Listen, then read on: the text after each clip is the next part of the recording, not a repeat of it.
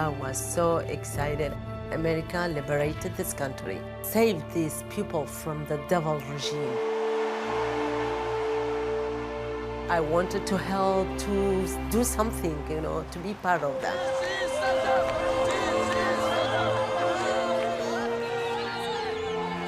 I joined the US government because I believed in building the American dream over Iraq. I've always believed in the American dream. There were a lot of job opportunities with Americans. And I was willing to do any kind of job. I just wanted to be part of this, to be part of what I believe was a sincere effort to reconstruct that country and to make it a model for the Middle East. We were very proud. We were showing out our badges. Look, we are working with Americans, we are working with this company, we are working with that company. It's very good work, they are very nice people. All my friends, they were working with Americans. I got a call, they interviewed me. Quickly, my dreams came true. It's a new era, everybody was happy. Until April 2004.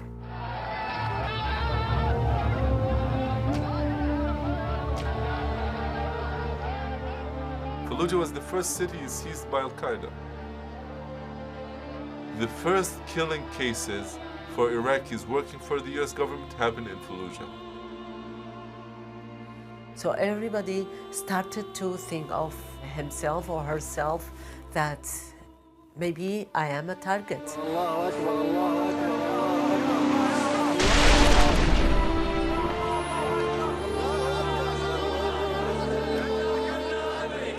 Day after day, we started to hear about people being shot and being slaughtered and being abducted for working for the US government. Things totally changed. The dream turned to another kind of nightmares.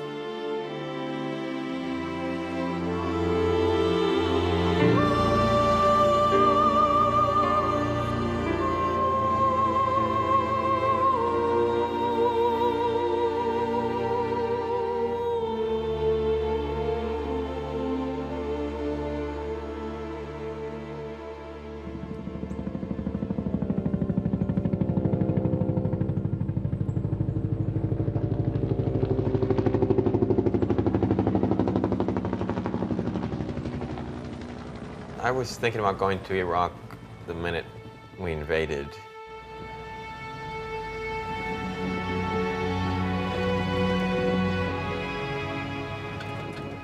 I was living in Cairo at the time. I was doing a scholarship there and researching political Islamism.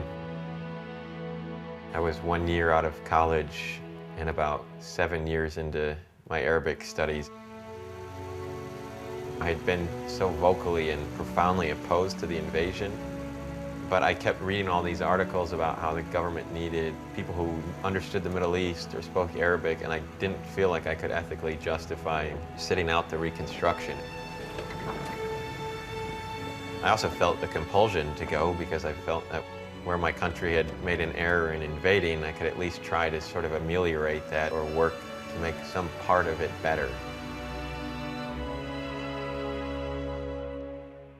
The first thing to win the hearts and minds of any Iraqi is when you greet him in his own language. Kirk, he would greet us, "Shlonak Habibi." So it kind of made us feel like this man knows us. When I got there to USAID, nobody even knew that I spoke Arabic. I don't think I was hired on the grounds that I had any background in the region. I wandered around the mission at USAID and people were surprised to hear me speaking any Arabic.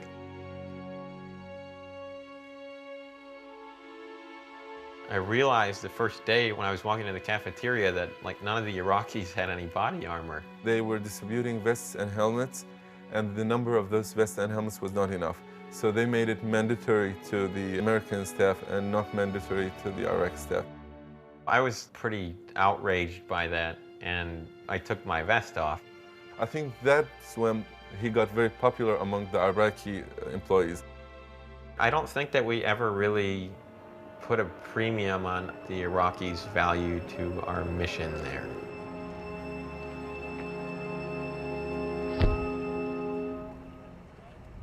I met Kirk Johnson when I was in education office.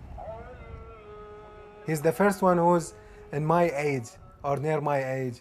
So we make it together very fast. He was very close friend, very fast.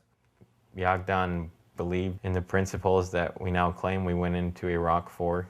He believed in these notions of democracy and human rights and women's rights to a degree that he came and tried to help us. As USAID employee, I know that we did a lot of great efforts, and it was really helping the people. We spend a lot of money on renewing schools, renewing clinics, to provide medical care, provide medicine, provide all medical equipments, a lot of things.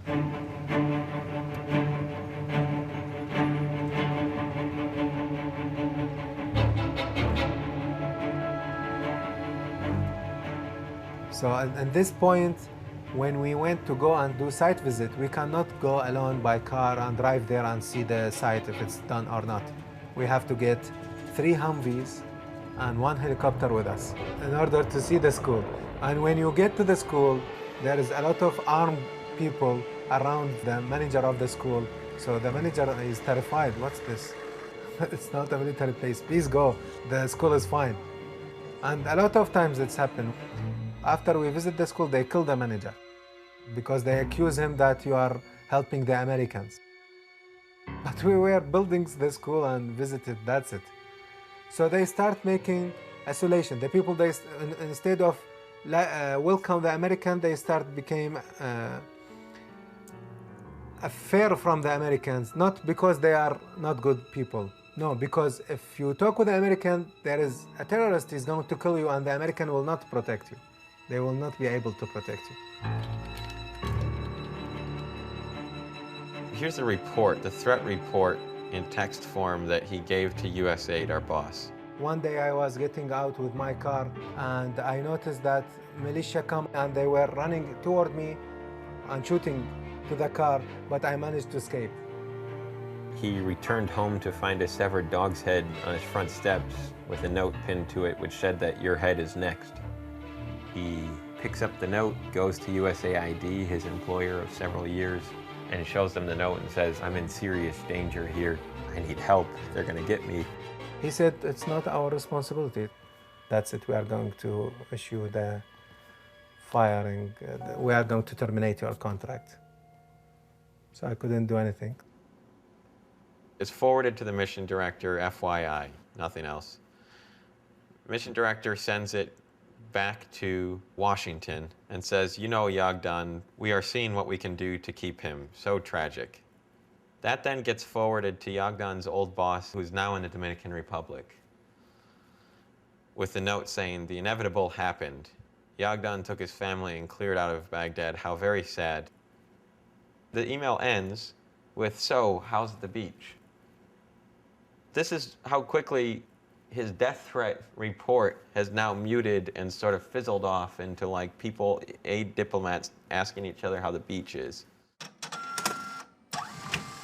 In the course of trying to bring some attention to Yagdan's case, principally through this op-ed that I wrote, I then began getting bombarded by other Iraqis. Very quickly my email got out and disseminated as this is maybe someone who can do something for you. It's not a fun email account to have. It's incredible to see how quickly it's filled up since I created it. Dear Kirk, in 2004 I fled to Jordan after I got a threat. 2 months later my boy was kidnapped. I worked as an interpreter with the American Army for a year and had to leave Iraq because of death threats. I lost my best friend, who was also an interpreter, to a roadside bomb, and then a colleague of mine was assassinated. This is my 4th year in this ordeal, and my spirit is broken. 2 of my daughters were killed, and my house was destroyed. My son Ahmed was kidnapped and shot dead. Sir, my house could be searched by militias at any time. Is it possible that the United States of America abandons me? I burned all the papers that I have that prove that I was working with Americans. I deleted all computer files. I deleted all phone numbers from my mobile that it's related to Americans. Because of my collaboration with the army, the terrorists attacked me and my family I was kidnapped and shot 6 times. I was told that your future will be safe with us, we will be protected, and days after days we discovered that actually that wasn't the whole truth. Now I lost everything in my country: respect, safety, future, hope, friends, dreams, my 3 children's future, job, and home. At the end of the day, I work for Americans. So threat is in the way always. A colleague of mine from USA that sent me this video clip. This is typical. They show the badge. And there's an assassination. These Iraqis are not dying for Iraq. They're dying because they're coming to work for our country. They're dying for America.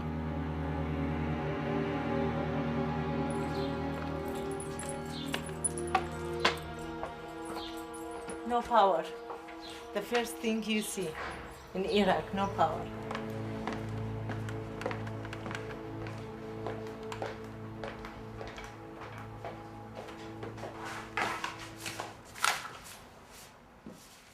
American, when came to Iraq, they needed help in many ways because they had a very big project for construction, rebuilding the new Iraq.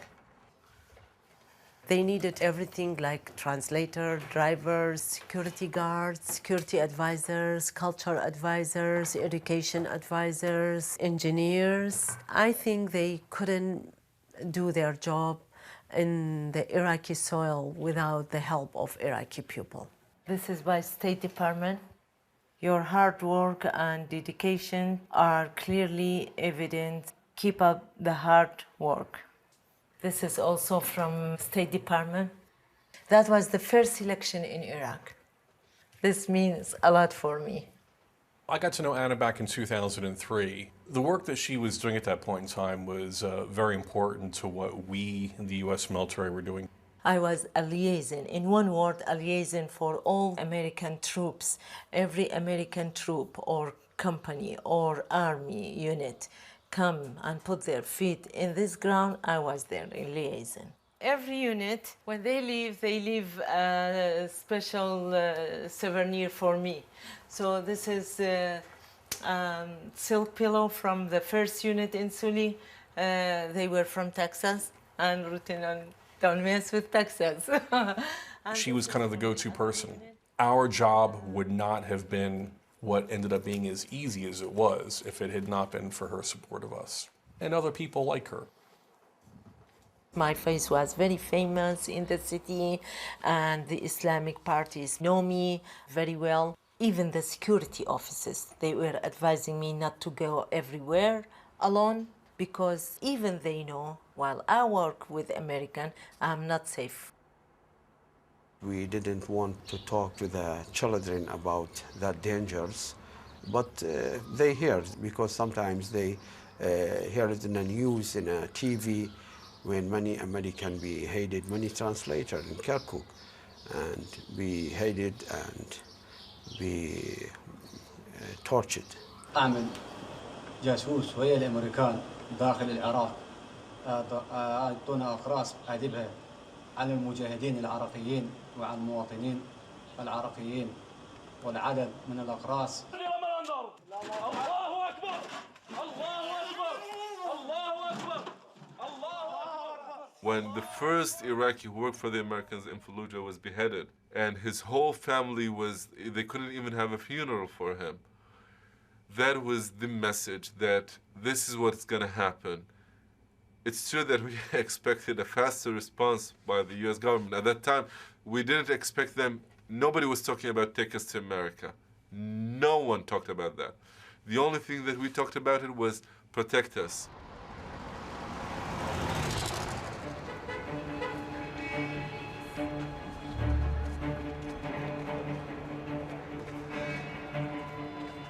Working in the procurement office is a very dangerous job, because this job you need to buy the supplies for the organization you work for on daily basis, which means you have to go outside to what we call the red zone. And it's not always that good to be known as the person who's buying for the Americans.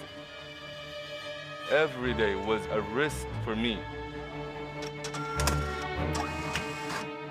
My mother found the letter, and she freaked out that now I'm on the death list.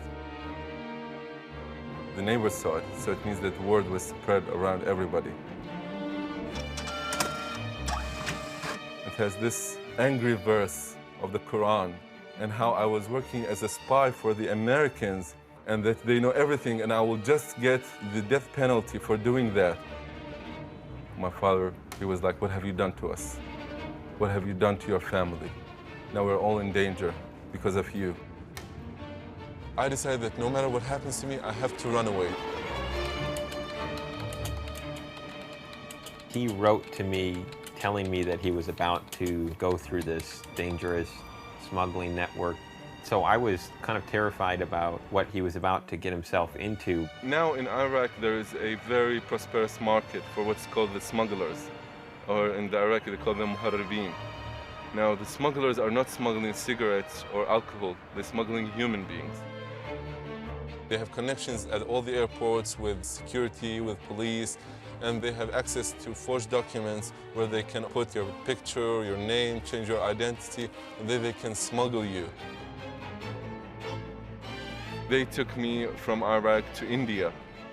I was stopped at the airport, and they said, we're gonna send you to a neighboring country. So they wanted me to choose between Iran and between Syria, so I chose Syria. I was hiding because I had forged documents. Moving from one city to another city, from Damascus to Tartus to Latakia, so that, they wouldn't keep track of me. And I'm not used to that. I'm so frustrated. I don't know. I'm so tired. And suddenly, the plan changed. We entered Egypt, and they provided us with the new forged documents. And you slowly start to discover that you are in the middle of a very complicated, corrupt process where they're just like mafias. And at the airport, they arrested me. They put me in a jail. It was in a cellar at the airport. In the first day, they were beating me. And I was trying to tell them, I'm just an Iraqi, I'm a Muslim like you. They were talking to me like, you were happy when Saddam Hussein was toppled? Did you dance? Tell me, be honest with me. You deserve what's happened to you. That's what you get when you betray Saddam Hussein, who was a great Arab leader. I had to suffer, but eventually God was merciful to me that I'm saved.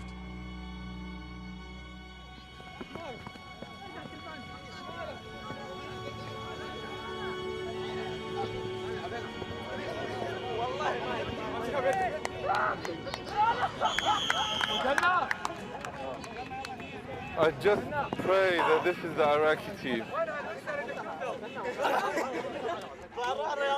Yes, it is the Iraqi team. I can pick up some Iraqi words.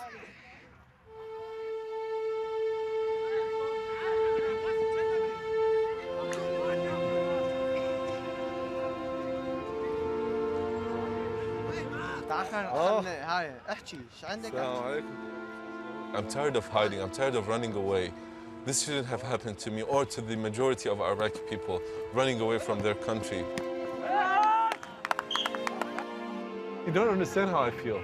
I'm so emotional about this. This is just, something took me back to Baghdad. This is just exactly what happens for the good times. People would come together and they would play football.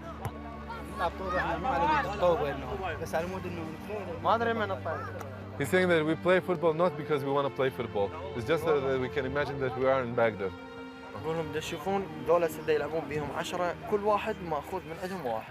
He can count 10 of those people who are playing football. All those 10 lost one member of their family. Okay. His brother is abducted. They don't know anything about him. 8 months ago, he was abducted. I was telling them my condolences and that I feel sorry for the news of the murder of their father. His father was killed in Iraq. Yeah, like 2 months ago. A week ago, he received a telephone call that they abducted his uncle.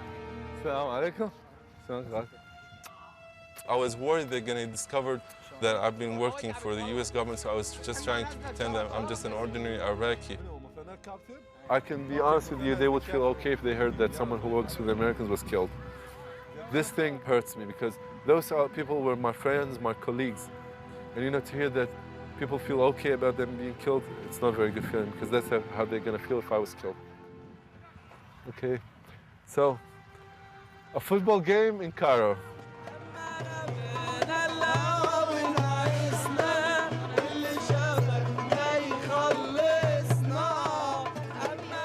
I was here with a different identity, I was with a different name, the authorities were looking for me. I had to do something. I decided to contact Kirk Johnson. And probably now I know that was the voice of God that told me to contact this person. He immediately had this plan and he told me just approach the UNHCR. And when the UNHCR did not respond in the proper way, he pushed them, he went there. And suddenly I started to feel not alone. In the first days, we didn't feel that this list was leading anywhere, but we started to notice that this list is actually something, and more people are interested to know who's Kirk Johnson, and they're taking it seriously. And now I can notice that we're talking about actually a term, the Kirk list.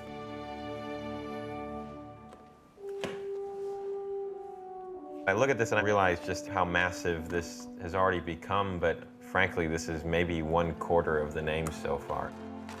This is what people send to me every day, basically. There's photographs with ambassadors, there are certificates of commendation, there are scans of their ID badges, of their death threats. This kind of information has never been passed to the government about a refugee group or a subset of a refugee population as closely linked to the United States as this. With all the other major refugee crises, they don't have hundreds of letters from American colonels and diplomats and aid workers who were their bosses. They were direct hires.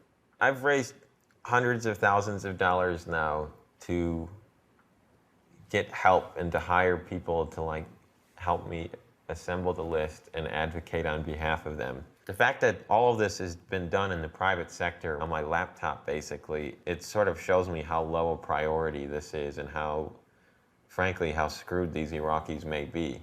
The first list that I gave to the State Department was, I think, 50 names.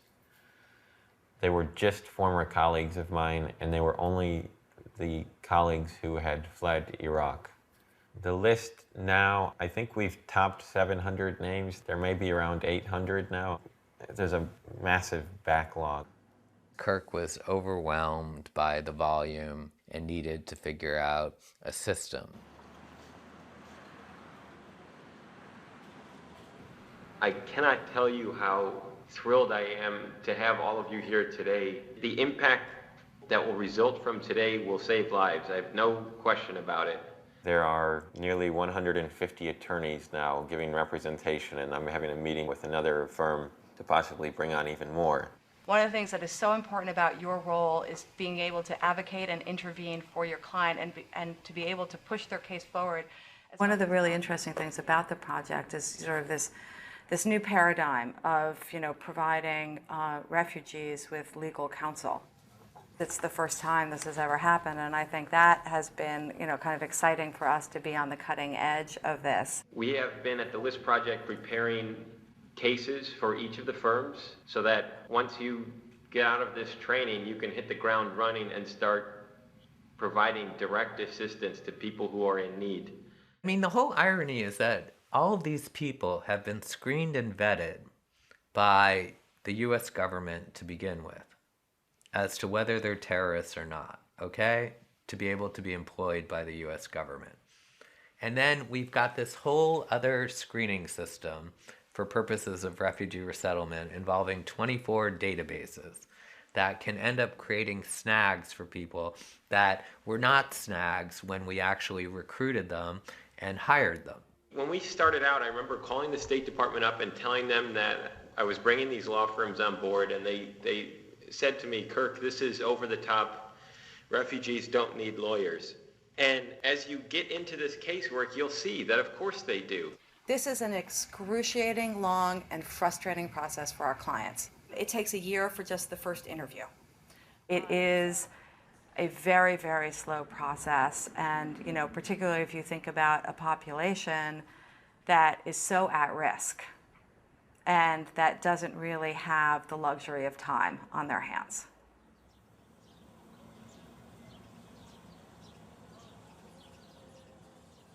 daily. I'm waking up, me and my husband, my kids, daily when we wake up, we are waiting this phone call until 5 p.m. So far, we didn't get it, unfortunately. The U.S. government doesn't recognize attorney-client relationship for refugees, but I just sort of proceeded and we built the project sort of ignoring that reality and just saying, basically, screw you, we're giving these people lawyers and you're just going to have to put up with them whether or not you respect this relationship at all. We think that they warrant some legal advice because this process is so complicated. So you know what, Chris? The U.S. Embassy... I don't even think they care about their own people who work in the embassy because we have different embassy people that we help. Yeah, just like me, it's shame, you know, they never cared. So we have to do something. I will be very, very thankful if you help me in that. If you were to read Anna's case file from day one, it would seem like an open and shut, no questions asked kind of case. He told me, you will be appreciated someday, not now, but someday you will be appreciated by our government. So I was sure that they will evacuate us.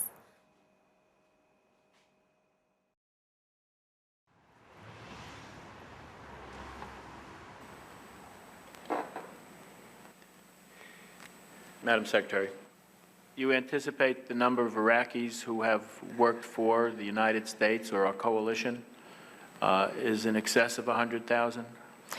We do not really have that number. We have tried to get the number, and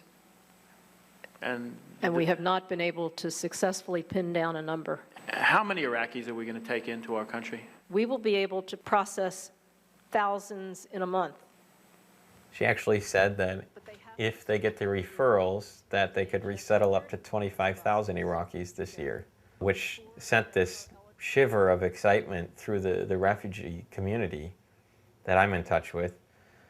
And she said that, she made that statement in April in the same month that we let in one person. Well, let me say this. There are many people who believe that if we started in earnest bringing in the people who so many of us in a nonpartisan fashion believe deserve to be rescued because of what they did to help us and trusted us, that if we began doing that, it would be admitting a failure in the war.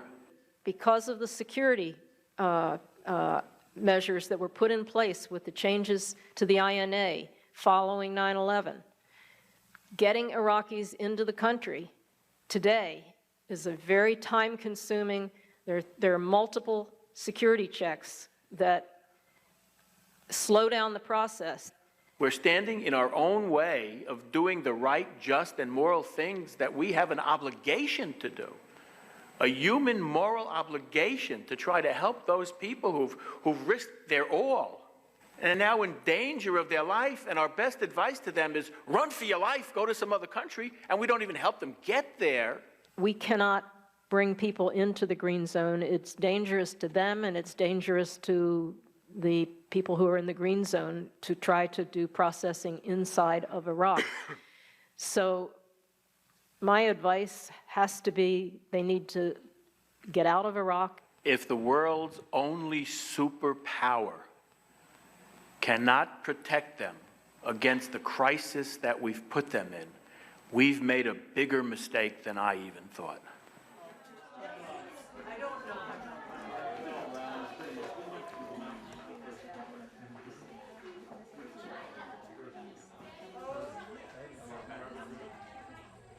In 1996, there was a failed coup in the north of Iraq, and there were thousands of Iraqis that were seen to have been affiliated with the United States. And the Republican Guard was moving north, and President Clinton at the time surveyed the traditional ways in which we resettle refugees. And he said, this will never work. It moves way too slowly. We need to find some way to save these Iraqis' lives because they're connected to us. Like our reputation is on the line. And what he did was he ordered something called Operation Pacific Haven. And he told the military to put these people on airplanes and he flew the Iraqis to a military base in Guam. It took 1 week to fly out 7,000 Iraqis, and the average processing time was 90 days. And the Iraqis' lives were saved because they were kept safe from Saddam, and the American public's lives were kept safe because if there were any potential bad apples, and it's not as if the threat of terrorism is something that just started after 9/11, they were on an island in the middle of the Pacific in Guam. I have a big family in the United States. My sister, who lives in Santa Barbara now, and her kids, and my mom, they evacuated through this program. They took them to Turkey, and from Turkey they evacuated them to Guam, and from Guam to United States.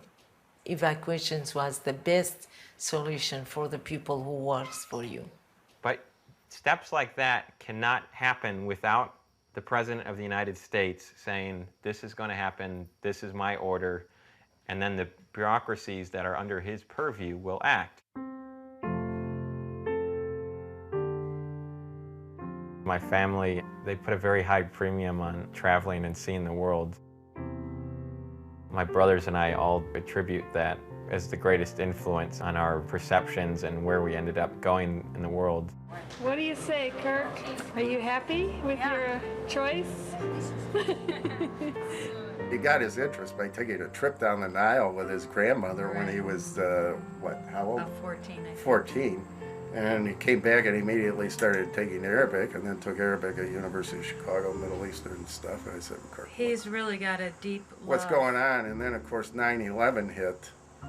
And he looked at me and he said, well, Dad. You see why I've been learning Arabic? Yeah, right.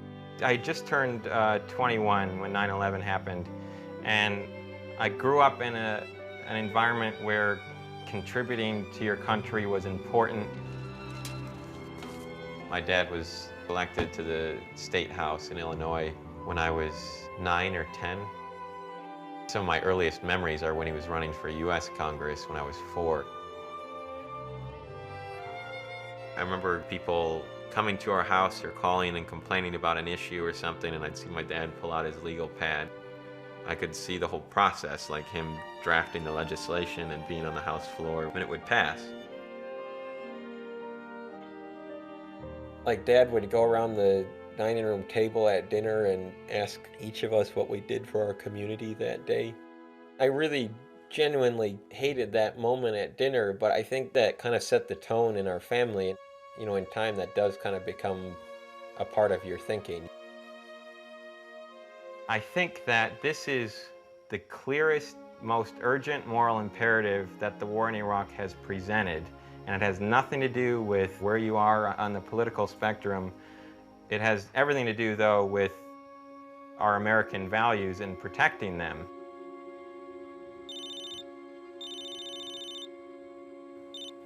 Hello? Yagdan, you're here. There were 25 people, 25 Iraqis?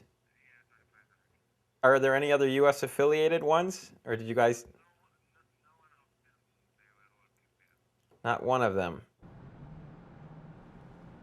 I'm gonna be where you collect your bags. I can't wait to see you. With Yagdan arriving, I guess that's something tangible. It also took 9 months, and he's one of tens of thousands that need the same help. Yagdan. Assalamu alaikum, habibi. Akhbarak, habibi. It's great to see you. Great to see you too. I'm glad you made it. How are you? I'm good, I'm good. I'm glad to see you. Hi. Miss you too much. This is my wife. How are you? I'm good. How I'm is good. everything? It's good. How was your flight? Wow, you're still young. You're Yeah, still I'm still young maybe, but thin not as much. Is everyone arriving from Iraq here or what? Yeah. This is what's left from the group of 25 people. Marhaban bikum. None of them worked for the Americans? No. All the time I was the only one who was speaking English. So they are following me when You're the leader, Yeah, I was the leader.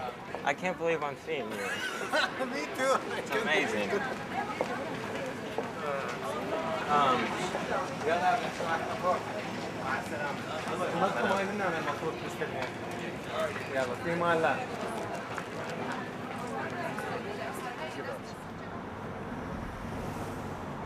I saw my friends one after another, they left the country and say, that's it, we give up. Who do you still talk with? What friends from USA do you still talk with? From USA, no one. No one? No one, they all left. The I mean, that have left, though. The one I know, they left. You remember Abu Salam, the driver, the old guy? Yeah. He killed. They killed him in his neighborhood. This was in February, right? February 14th. Yeah, I had your letter hanging on my wall, too. The threat letter. Yeah. It was like a reminder, you know, to keep working hard. So now I am born again. I know, you're now in my town where I grew up. It's very strange. Well, America is different than the movies. Yeah? In the movies, it's crowd and the police everywhere, the criminals moving from place to place, going near the banks. Yeah, they only now come Iraq out is at not night. like that. It's true.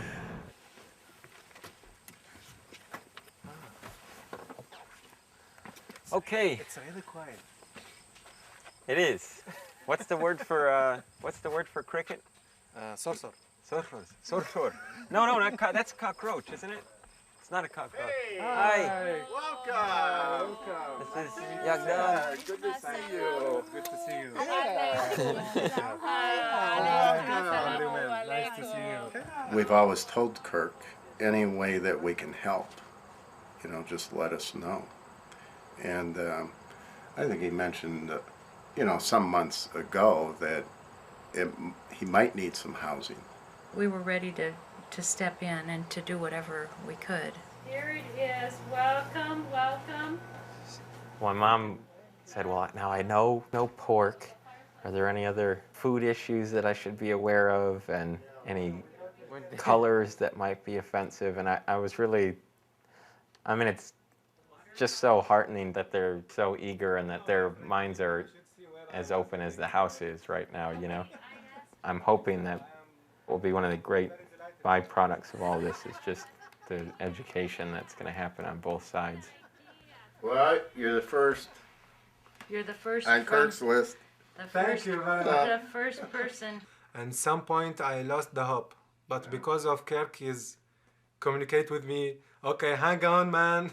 We are going to find a way. Hang on. Well, without his help, I was losing hope a long time ago. He saved our life.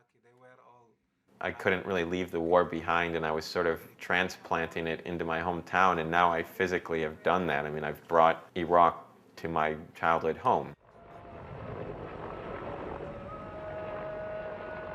I remember him telling me that he wanted to get out of that green zone. You know, it's just all Americans, and it's a bubble, and, you know, I want to get out. And, of course, he did. He got to Faluja. And that was at the height of the conflict there, war.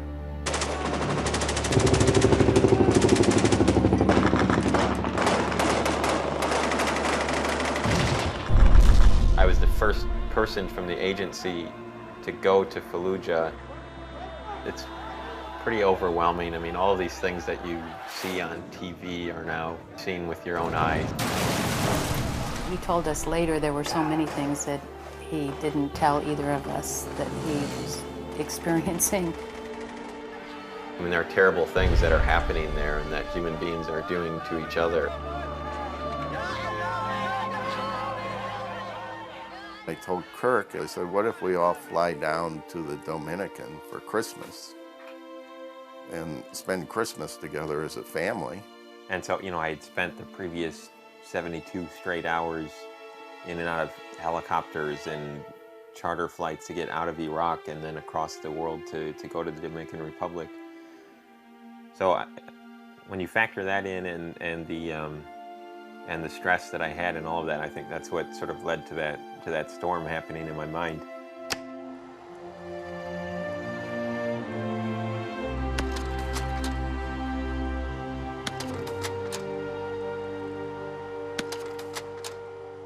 first night that I arrived in the Dominican Republic, I was exhausted. It's just a hellish process getting out of Iraq. I was tired, but I was happy to see all my family members, so I stayed up maybe till like around midnight or so, and then went to sleep. The next thing I remember is that I'm standing in front of this window in my room, looked out the window, and I saw this unfinished building, and I thought that I was back in Faluja. I looked down and realized I wasn't wearing any body armor, and so I thought that it was stupid to be walking in front of a window and giving a sniper a profile. And so I yelled out and I quickly crouched below the window. For whatever reason, I woke up and my brain stored that memory. The second night, I never woke up.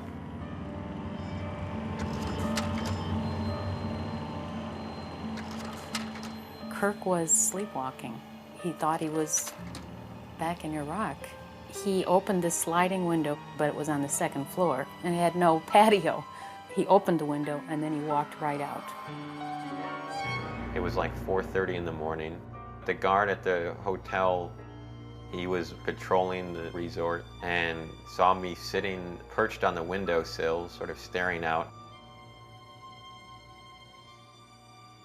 He pointed his flashlight up at me and was yelling at me to get back inside, and then he heard this big crash. I had fallen something like 17 feet and hit concrete, and I was basically lying in my own blood.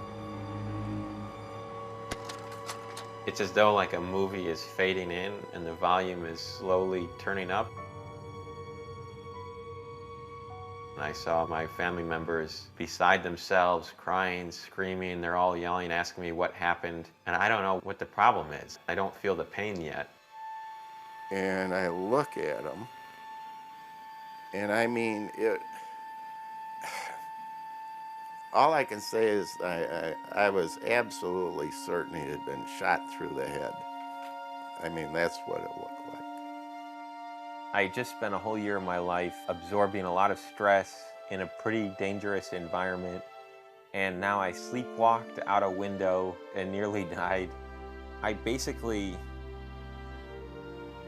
came to this belief that I had just wholly and utterly failed, that the whole experience of Iraq, everything that had brought me to that point to get to that opportunity in Faluja to actually do something good, nothing seemed to be worth it.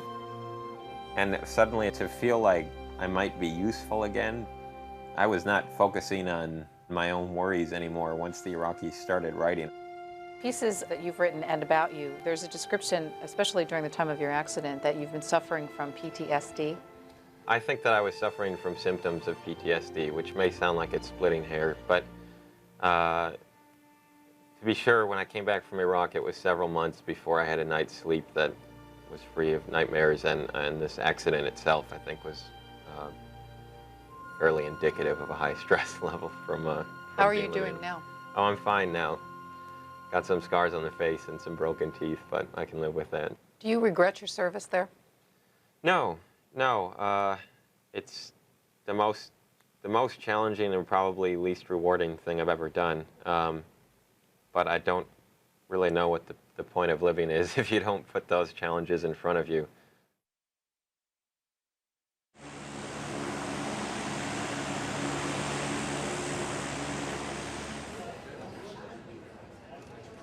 You know, like every year I talk about how I'm finally going to start putting the war behind me and Iraq behind me.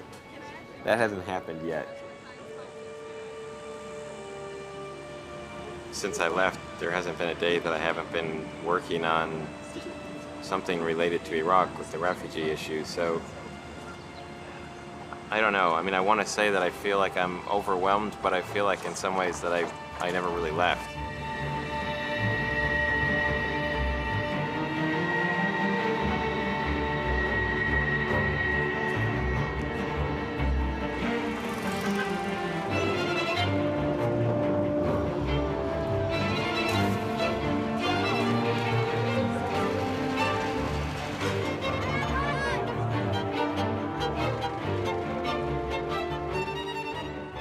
You know, we've been doing all of this communication with the Iraqis. We've been fighting their cases in Washington. But I think there are certain parts that you can't really get your finger on, you can't figure out until you go over there and check up on it and see it with your own eyes.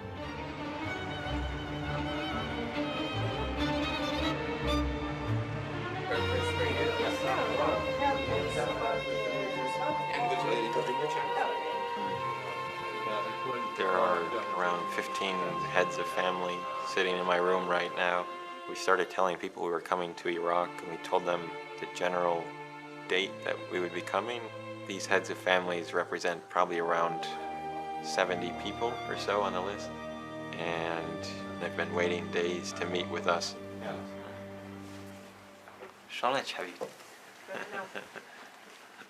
Thank you all for coming.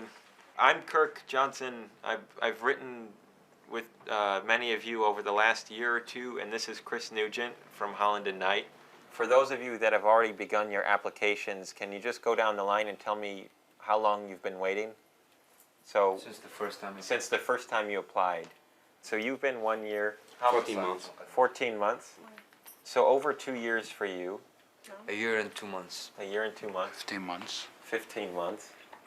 2 years. 2 years. 2005 شهر السابع. So 4 years. Right? They say 2005? Yeah, 4 years. Okay. 7 months. 7 months. 2 years. 2 years. 1 year. 1 year. 15 months. 15 months. 2 years. 2 years. Sakhif. It shouldn't be this slow. It's unfair. We worked ever since the fall of the regime with the Americans, and you know, like I've been waiting for 15 months now. And when I call them, they say, we appreciate your patience. How long should I wait more? You know, like 15 months. I'm really losing hope. What we're going to try to do is figure out with each of you what we can do to end the waiting. We need a big help from USA because we have no future in Iraq anymore. I don't want to die now. I want to live as a human. What I have done, what a mistake I have done. I work with coalition forces and then I'll get threatened to kill me. What fault I have done? All of us, we need the help for the USA because we stand with them, we help them. They should help us.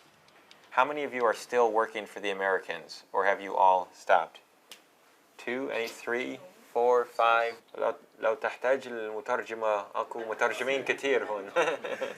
So the majority of you are still working for the Americans.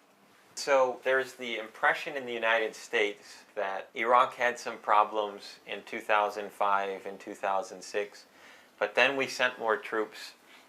We sent Petraeus, and we won the war, and we solved all of the problems.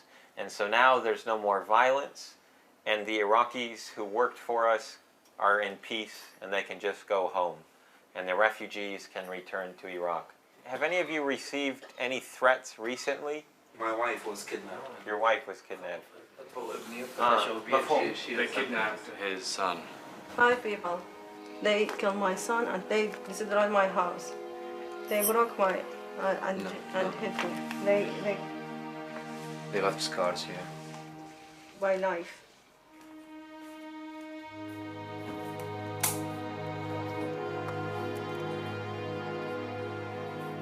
هو مكان الحادث مالته هذا كان هاي قاعدته شوف هاي مكان طلقاس هاي اللي بالكاشي ضاربته وحده اثنين وهاي ثالثه وهاي الرابعه هنا داخله وهنا شظيه شوف هاي بعد مكان الطلقات هاي هنا وحده داخله على الشباك اي فهو كانت حادثته هنا قاعد هيك وعلى هذا الميز يكتب فمن طب هذا الارهابي ضاربه شلون اقول راسه مستلقي يعني من واقع يعني بالقاع اي طاب هنا عليه على القاع راسا مكملين عليه 7 طلقات بجسمه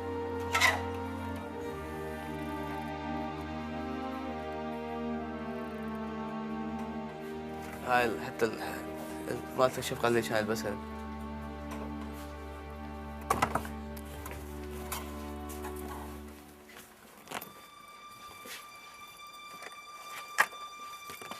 هاي الباجي الأمريكي كان مالته. There are people that I would have loved to have had on the list and tried to help, but they didn't get on there soon enough. They were gunned down in Iraq. حياتكم شلون راح تكون عائلتكم بدون أبوكم؟ ما أقدر أتكهن عن المستقبل بس حياتنا انعدمت صارت لا شيء.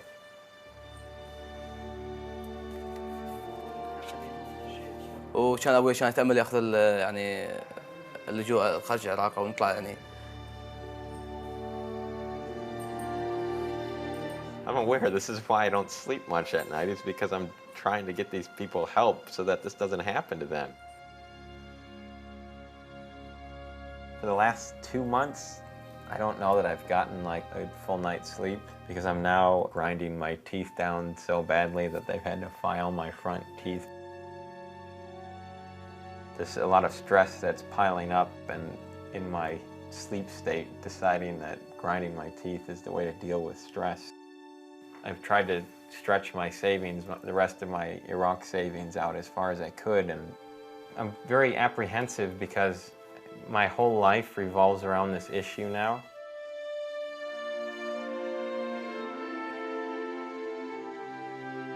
At the current clip, I'm going to have to be doing this for decades to get the rest of the people on the list in. I don't want to be talking about moral imperatives and what we owe these Iraqis 50 years from now. I never went to Baghdad since 2003, but for this project, for the immigration project, they asked us to be in Baghdad for interview.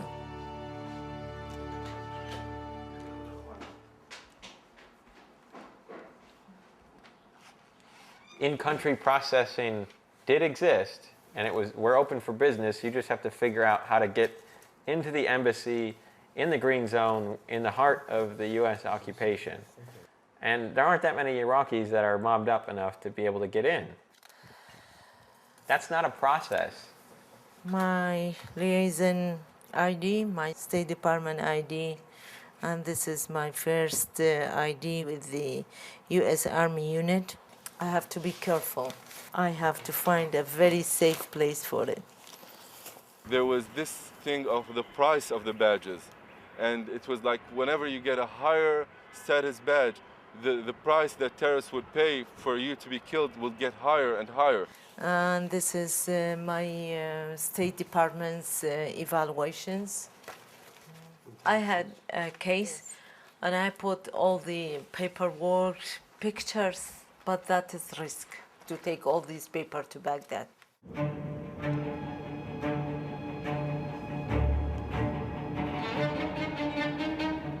When you go to Baghdad, you don't know what will happen to you.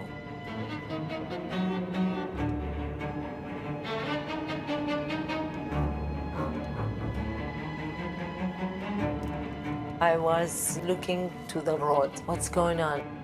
I expect somebody coming to our vehicle.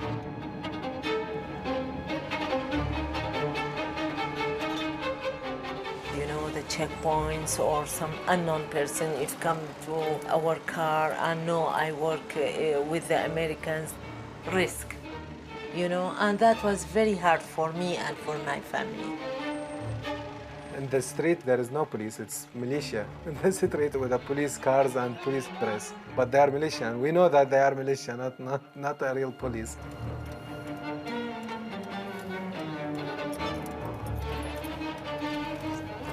It is an ayah from Quran to protect me and my family from bad things. You know, it's not easy to leave your country, your city, your friends, your society. It's very, very difficult. But absolutely we need to live. We have to live. There's 1,000 names sitting in front of you right now of Iraqis who have worked for us according to the List project that I think you might be familiar with. And of the 1,000 names that are on this specific list, only 40 have been processed. Could you explain that? We have indeed cooperated with those who put the list together. They brought us names at different stages. We compare them to the list that we have. We have a service called Ref Questions where we entertain inquiries from Iraqis in the region, inside Iraq, those indeed who've been associated with us, so that we can compile information, we can begin to enter them into our caseload, we can begin to process them if they can access our program. Those Iraqis who have helped us, how many such people are there? Mr. Chairman, those are statistics that we're in the process of gathering. I'd be happy to take the question and get you the answer for the record, but the fact is that government agencies right now are putting those numbers together. Do you remember saying that at our last meeting? We were told exactly what you just said. Well, I can tell you how many people have worked for the Department of State, and we've helped to create a mess. And at best, we should help clean up our mess. You know, we owe it to these people, if nothing else. Mr. Rohrabacher. Mr. Chairman, if you'd like to see a stack of people requesting to come to the United States, just put the word out that people who have in some way helped the United States in Iraq will then immediately be eligible to immigrate to the United States. And you will find that stack of books, those applications, reach hundreds of feet into the air. The last thing we want to do is to have people who are friendly to democracy and friendly to stable government and prosperity and educated people from Iraq moving here in large numbers at a time when they're needed to build a new thriving Iraq, not subsidizing their exit from that country. Thank you, Mr. Chairman.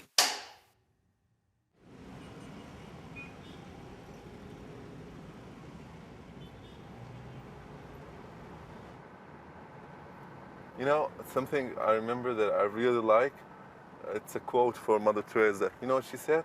She said, the opposite of love is not hate, but indifference. And I think that is very important. I mean, when you just go there in Iraq and then you work for 1 year, 6 months, I don't know, and you make a very big salary, and then you just leave and you forget everybody you met there, the hell they're living in. That's not true. That's not right. I mean, that's the same like hate. I just hope, I'm so worried that if I arrive to the United States, people would be rude to me as well because I'm Iraqi. And what should I do? I'll never say that I'm Iraqi. I'll say I'm Cuban. It's worse, maybe. It's worse. Okay, I thought about saying Mexican, but then a Mexican friend, a Mexican American, he said, no, you don't want to do that in Arizona. Okay, so what should I say? Indian? I would say I'm from Greenland. You know, because I was in the green zone, so I'm from Greenland. Okay, we're here. Okay, welcome to my embassy, guys, where I'm gonna receive my passport today.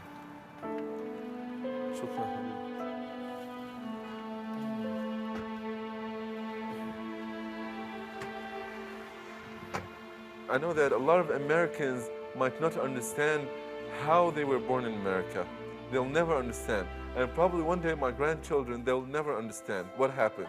They'll think that it was just, they were so lucky God chose them to be born in America. Now I understand that no American should feel that it's just by luck or by coincidence he was there. There was a story behind him. There was a story behind every single American who arrived to America.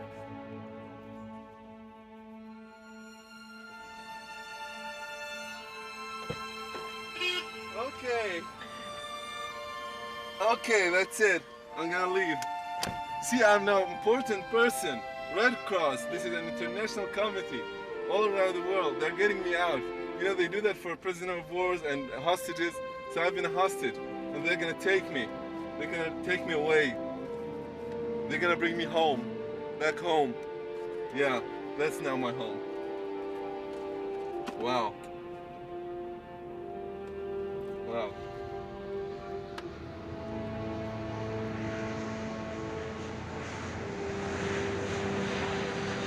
I was happy the first moment when, you know, the airplane took me away from Egypt, but now this is the one that's taking me to my home forever, I hope. So things are going well. Not everybody gets a second chance. Beautiful colors. The horizon looks good. I'm looking towards the horizon. That's where I should be looking right now. future, beautiful future.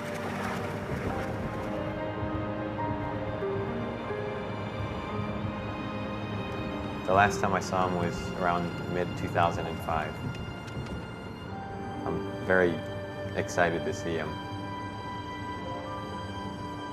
I will be standing in front of a black car, but stay on your phone.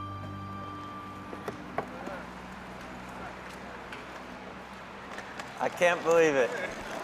Oh, كعيني. أخبارك شو؟ الحمد لله حبيبي. How are you, man? It's good to see you, brother. How are you, man? Let me give you a hand. Let me give you a hand. How are you? I'm good, man. It's good to see you. Are you in shock or what? مندهش شوي?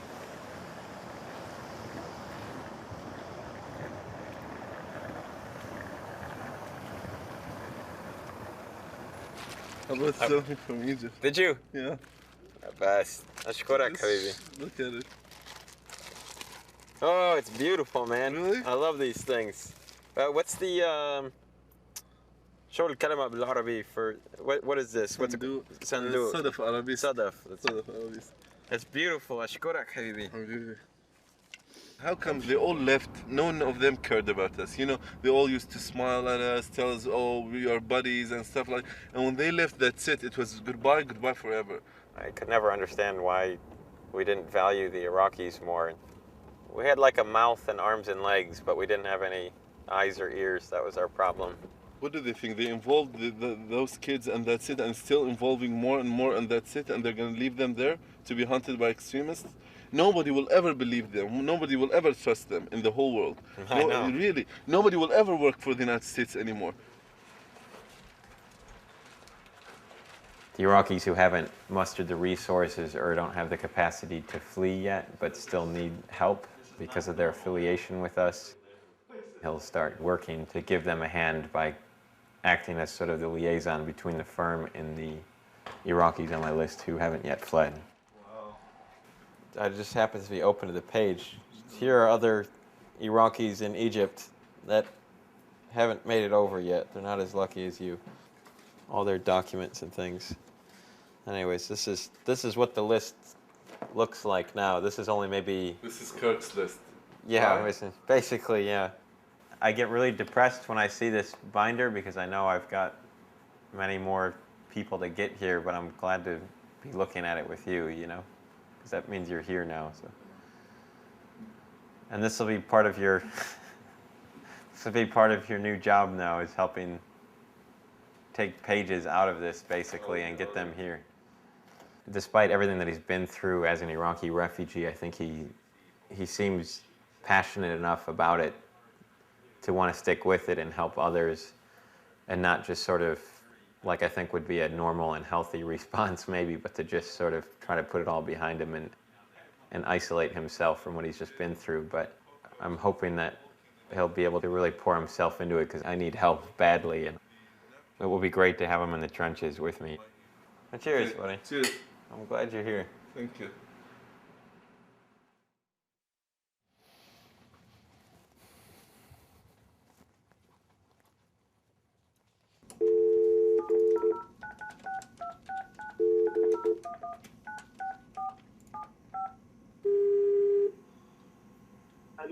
الو يا الو يا الو حضرتك تحكي انجليزي؟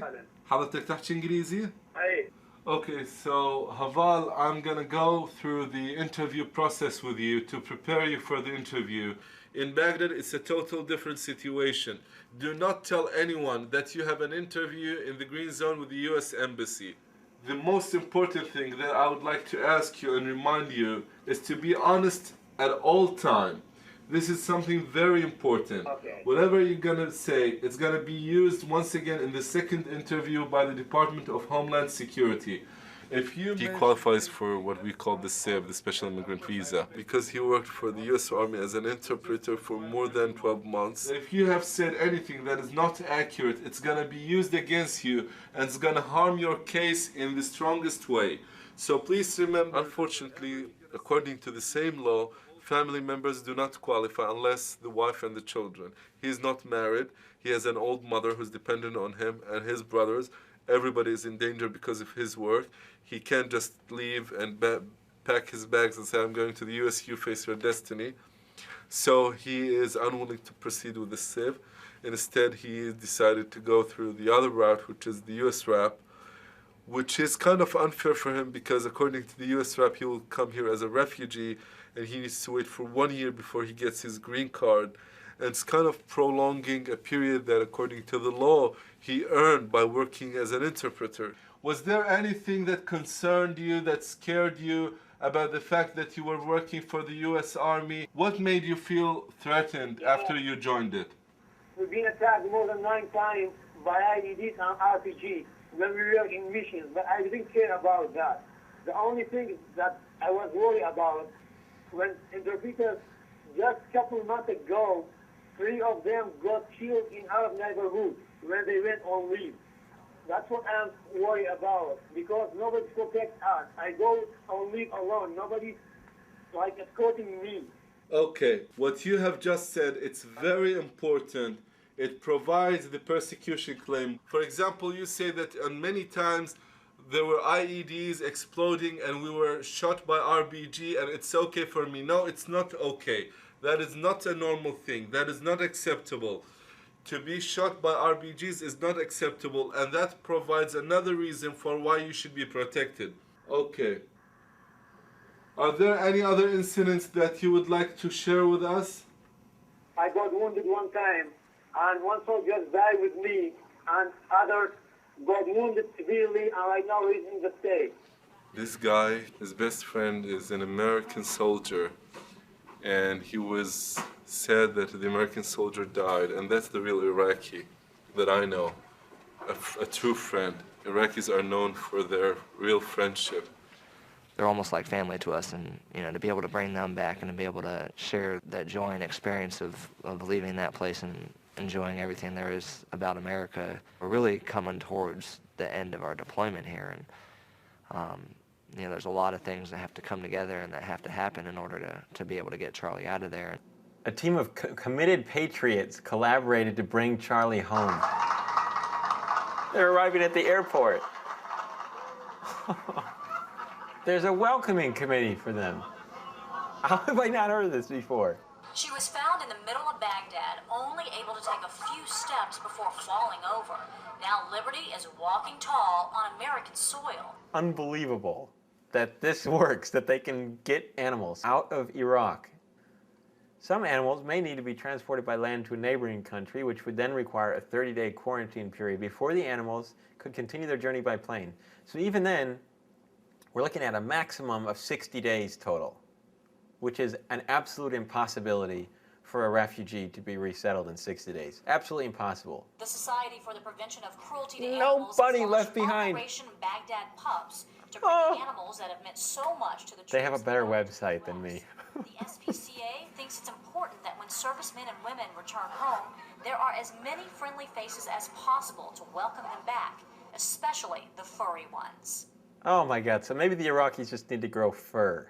They talked about that dog that couldn't stand and kept falling over, and I'm thinking about this guy Haider, who's on my list, who was translating for our troops and had his, they got hit by a complex attack by an IED followed by small arms fire.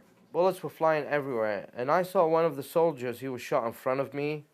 So I tried to go in and grab him, bring him to a safe place. They were firing at us from all directions, even from the back.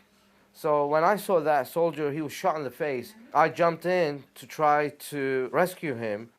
Some insurgent shot his leg off, and he lost his leg trying to drag one of our soldiers to safety. And he's been waiting for over 2 years now to make it to American soil, like Cinnamon and the others here. And there's the money shot. Look at that. Charlie sets his paws on American soil as he leaves the airport and goes on a walk near the U.S. Capitol. Oh, I feel like weeping. I hope the Iraqis on my list never see this.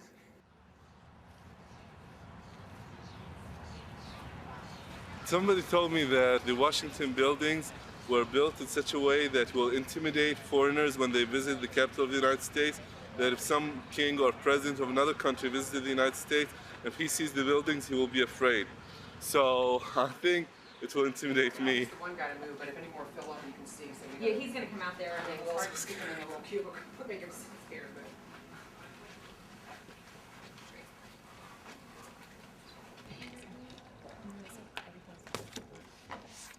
Three individuals are with us today to describe their experiences and their work.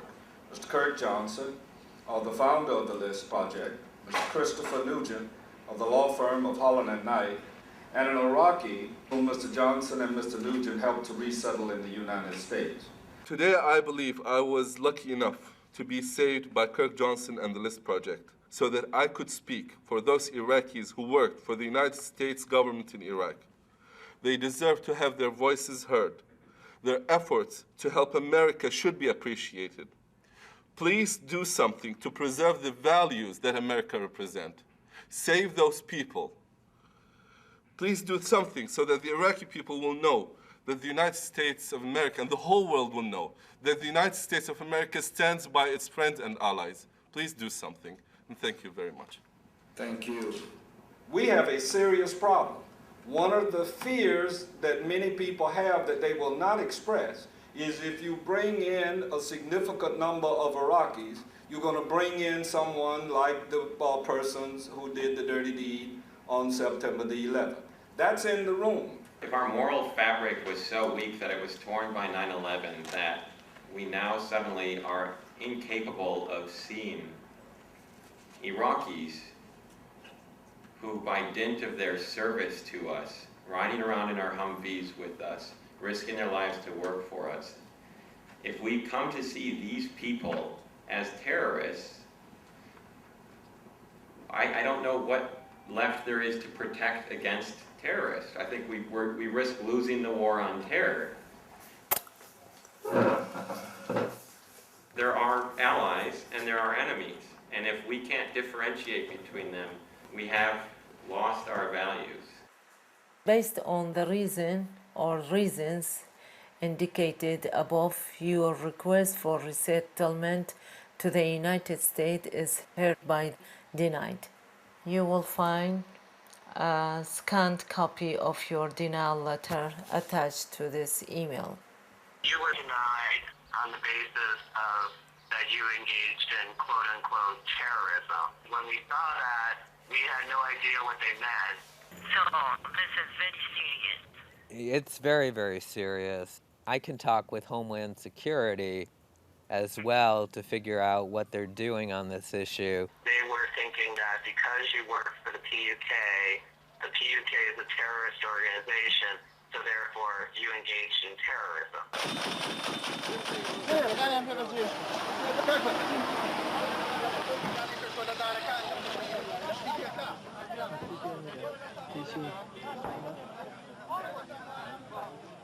Our soldiers, the special forces guys that were here in the beginning, were operating hand in hand with the PUK. We're going to move forward. We'll wait for you. Yeah, he can move his weapons forward so he's ready to engage. Here are the pictures, kicking out the Al-Qaeda, killing them with the U.S. forces.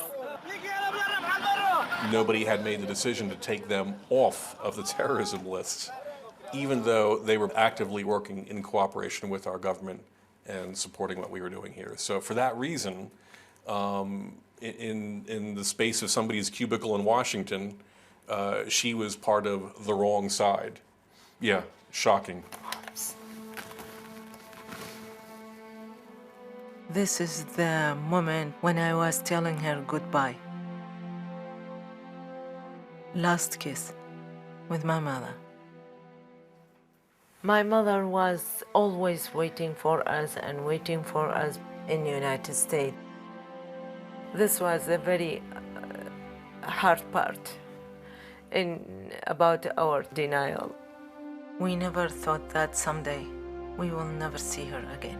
She passed away last year, and that affected us a lot. You know,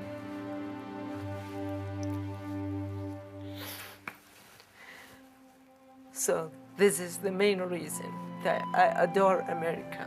I want to be in America. My mother's grave is there. So it is my home also. So I want to visit her grave.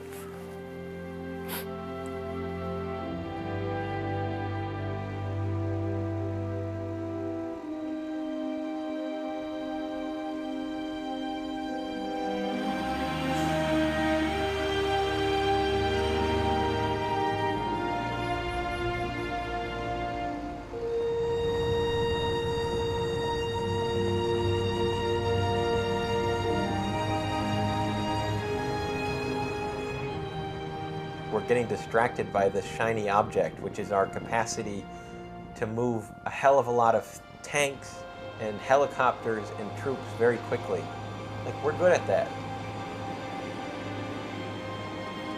The hard part is bringing the bodies that live on those bases that aren't American along with us. My concern is if the American troops go out this country, what will happen for somebody like me?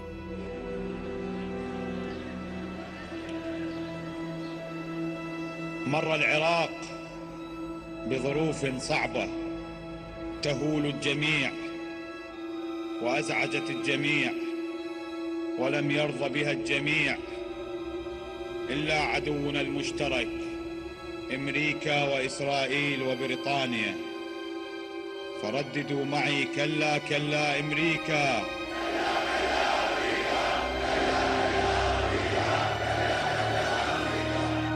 شنو خايفين من أمريكا؟ كلا كلا أمريكا.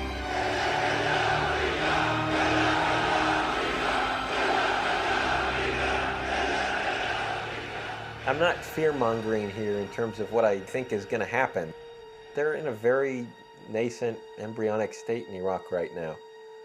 And so if this group wants to kill Iraqis that have helped us, there's not much that's going to stop them from doing that. The Islamic State of Iraq is an umbrella group, including Al-Qaeda in Iraq. They lay out very clearly what their intent is. Once the Americans leave Iraq, for every American they shoot, they're going to save 9 bullets for Iraqis who have helped us.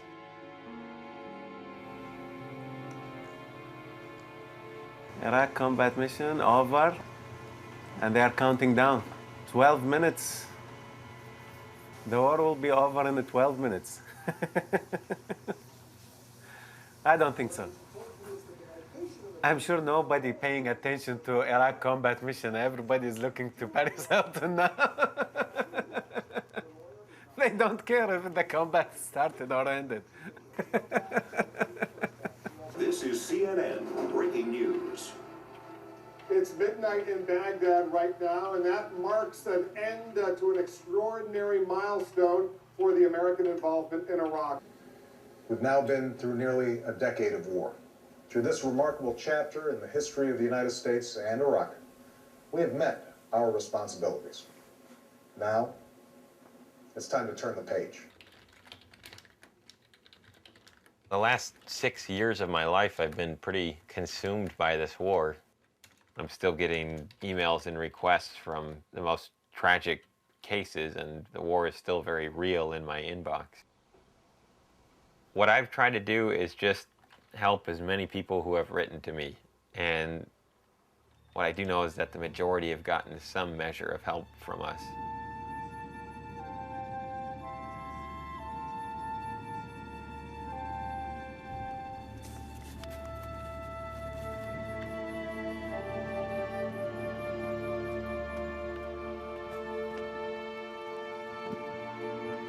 Let me begin with the obvious. We are leaving Iraq.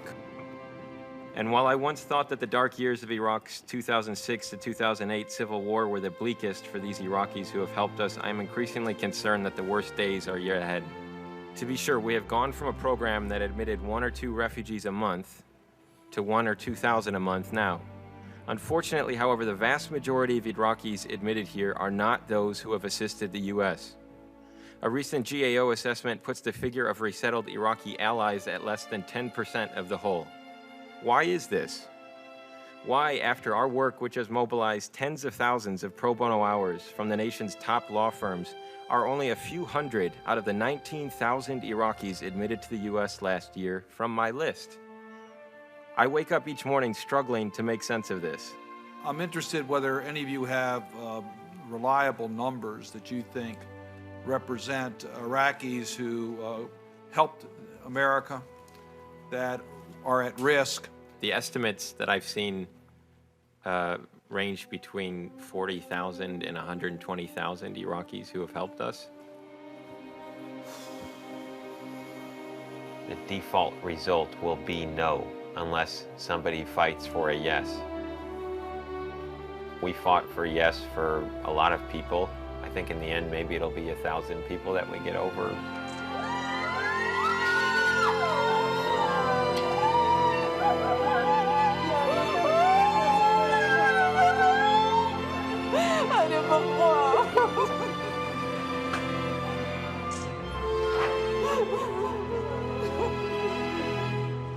This is an easy crisis to just forget or to not pay attention to. And this is the plight of all refugees.